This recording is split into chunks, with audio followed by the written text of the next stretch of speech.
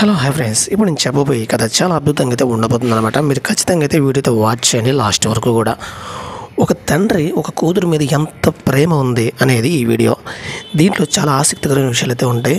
ఆ కూతురు మరణం వెనకాల ఉన్నది ఏంటి, అసలు ఆ కూతురు ఎలా చనిపోయింది, ఆ కూతురు చనిపోయిన కారణం ఏంటి అని ఒక తండ్రి పడ్డ ఆవేదనే ఈ వీడియో లాస్ట్ వరకు అయితే చూడండి. అప్పుడైతే మీకైతే అర్థమవుతుంది అనమాట. ఓకే, టాపిక్లోకి వెళ్తే అసలు ఏం జరిగింది. తన కూతురుని చంపిన హంతకుల కోసం అన్వేషణ ఓ వ్యక్తి మొదలుపెట్టాడు. అతనే ఇంగ్లాండ్కు చెందిన జాన్ వార్డ్. మరణించిన అతని కూతురు పేరు జాలీ వార్డ్. ఆమె వైల్డ్ ఫోటోగ్రాఫర్గా పనిచేస్తుంది. ఆమె చనిపోయేసరికి ఆమె వయసు 28 సంవత్సరాలు. అయితే ఉద్యోగరీత్యా ఆమె మాసా అనే గేమ్ రిజర్వ్ ఫారెస్ట్కి అయితే వెళ్ళింది. ఫోటోలు తీసే పేరు తెచ్చుకుంది. విదేశాల్లో 6 నెలలు కెన్యా పర్యటనలో ఉండిపోయింది. అయితే ఆమె చివరిసారిగా సెప్టెంబర్ నెలలో కనిపించింది. ఆ తర్వాత నుంచి ఆమె ఆచూకీ అయితే కనిపించలేదు. అయితే చాలా వరకు ఆమె చనిపోయింది అని అయితే కథాంశాలు అయితే వినిపిస్తున్నాయి. దీంతో ఏం అర్థం కాని జోలీ అంటే ఆమె తండ్రి హుటాహుటిన కెన్యాకి వెళ్ళాడు. కూతురు ఏమైంది, ఎందుకు చనిపోయిందని అందరూ అంటున్నారు అని అక్కడికి వెళ్ళి అడగ్గా అక్కడ అధికారులు చెప్పడం ఏం జరిగిందంటే, ఇలా మీ అమ్మాయి ఇలా షూట్కి వెళ్ళింది కదా వైల్డ్ ఫోటోగ్రాఫర్గా జంతువుల దగ్గరికి, ఆమె జంతువుల చేత చంపబడింది, చనిపోయింది అని చెప్పారు. అయితే దీనికి నమ్మలేని అతని తండ్రి అతని డిటెక్టివ్గా మారి రంగంలోకి దిగాడు. అసలు ఏం జరిగింది తెలుసుకోవాలని తన తండ్రి అయితే డిటెక్టివ్గా మారి అసలు దర్యాప్తు చేయడం మొదలుపెట్టాడు.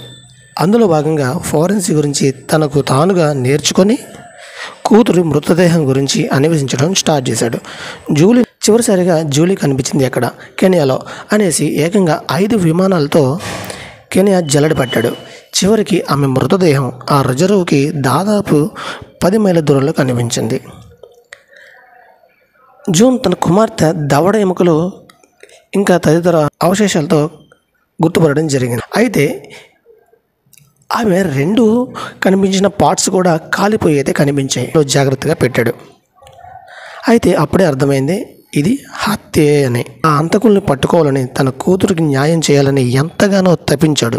జాన్ దర్యాప్తులో ఓ కొలిక్కి రావడమే కాకుండా ఆమె ఎలా చనిపోయిందో కనుక్కున్నాడు.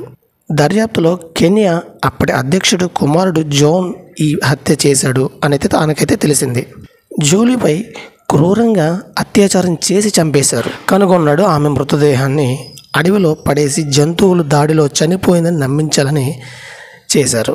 కానీ అతను చంపాడని, అత్యాచారం చేశాడని ఆ తండ్రి దగ్గర సాక్ష్యాధారాలు అయితే లేవు. అయితే ఎంతగానో అధికారుల్ని ప్రాధేయపడ్డాడు, చర్య తీసుకోమని చెప్పారు.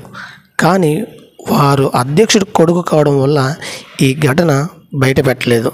అయితే జాన్ మాత్రం తగ్గేదే లేదని చేసిన దర్యాప్తు కారణంగా అధికారులు సైతం జూలీది హత్యనని ఒప్పుకోవాల్సి వచ్చింది. దీనికోసం ఏకంగా కెనడా కోర్టు 22 కోట్లు ఖర్చు పెట్టి మరి క్రాస్ ఎగ్జిక్యూషన్ జాన్ ఎదుర్కోవాల్సి వచ్చిందనే వాస్తవం ఏంటో క్లియర్గా అర్థమవుతుంది. ప్రభుత్వమే తన చేతులతో ఉన్న వాళ్ళతో పోరాడడం ఎంత కష్టమో అనేది జూలీ కేసులో ఓ ఉదాహరణ. ఆ తండ్రి కూతురు కేసు దర్యాప్తు కోసం ఏకంగా తన సొంత డబ్బు 16 కోట్లని నీళ్ళలా ఖర్చు పెట్టాడు. చివరి శ్వాస వరకు కూడా కూతురి న్యాయం జరగాలని పోరాడుతున్నాడు జాన్. ఇప్పుడు ఆయన వయసు 79 సంవత్సరాలు. ఇటీవలే అతను మరణించాడు. అతను మరణించడానికి 2 వారాల ముందే తన భార్య జేన్ కూడా చనిపోయింది.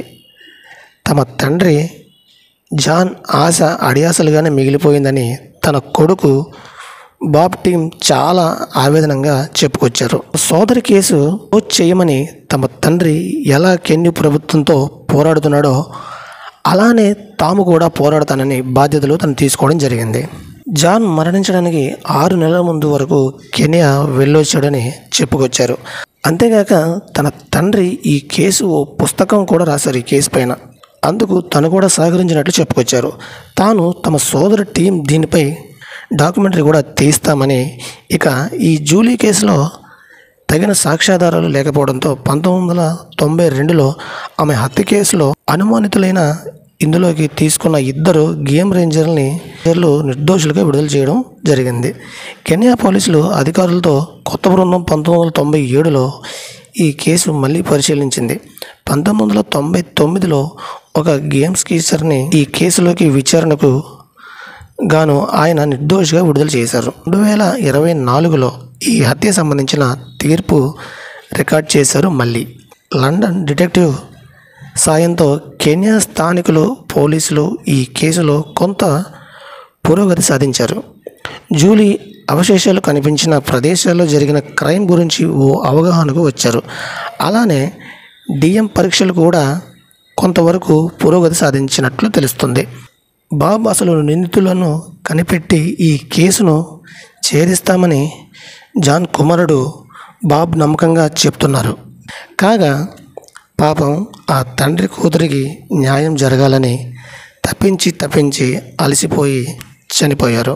ఇప్పటికైనా జూలీ కేసులో నిందితులు ఎవరనేది తెలుస్తుందా? అంతుపట్టని మిస్టరీ మిగిలి ఆ తండ్రి ప్రయత్నం వృధాగా పోవాల్సిందేనా అనేది వేచి చూడాల్సిందే. ఓకే ఫ్రెండ్స్, ఇది మరి వీడియో అయితే మీకు ఈ వీడియో ఎలా అనిపించిందో కామెంట్ సెక్షన్లో కామెంట్ చేయండి. ఇలా మరిన్ని వీడియోస్ కోసం మన ఛానల్ సబ్స్క్రైబ్ చేసుకోండి. Thank you my lovely friends. Bye.